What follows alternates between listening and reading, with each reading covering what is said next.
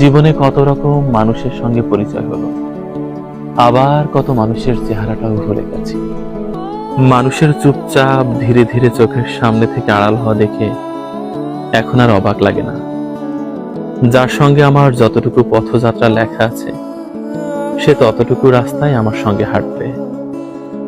মাঝপথে আলাদা রাস্তায় ঢুকে পড়লে আমি আর আশ্চর্য হই না, কারণ চির বাস্তব হলো মানুষ তার পছন্দের জায়গায় ছুটে যাবেই। কে চলে গেল, কেন চলে গেল, এসব কারণ আর খোঁজা হয় না। আমার সঙ্গে তার এতটুকুই পথ চলা ছিল, আমি এটাই বিশ্বাস করি, মেনে নেই। সবাই তার গন্তব্যস্থল খুঁজে পাক, আমি কারোর শেষ গন্তব্য হব এটা জরুরি নয়। নিজেকে অনেক সান্ত্বনা দিয়ে আসা মানুষ আমি। প্রতিটা কঠিন পরিস্থিতিতে আমি নিজেকে সান্ত্বনা দিয়েছি এই বলে সুদিন খুব কাছেই। সুদিন আসলে অনেক দূরে।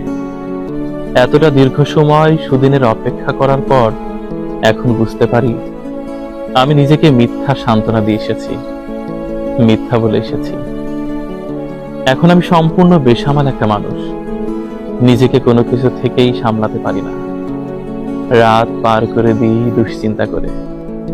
তবে সুদিন আসবে, দুশ্চিন্তা শেষে এখনো নিজেকে এটাই বলি, সুদিন আসবে আমার বিশ্বাস। আমার ভেঙে যাওয়ার শেষ মুহূর্তে হলেও আসবে, তবুও সুদিন আসবে। মাঝে মধ্যে ভাবি, আল্লাহ চাইলে আমার সমস্যাগুলোর সমাধান হতে কতক্ষণ। আল্লাহ তো সব ব্যাপারেই অবগত। আল্লাহ জানেন আমি কতটুকু সহ্য করতে পারবো, কতটুকু পারবো না। সবশেষে বলতে হয় যা হচ্ছে হোক, অভিযোগ নেই। আমার চেয়েও তো কত বিশাল সমস্যা নিয়ে মানুষ দিন কাটায়। আল্লাহ যেদিন ভালো মনে করবেন, ওই দিন এক নিমেষেই আমার সব সমস্যা দূর হয়ে যাবে। আল্লাহ ভরসা।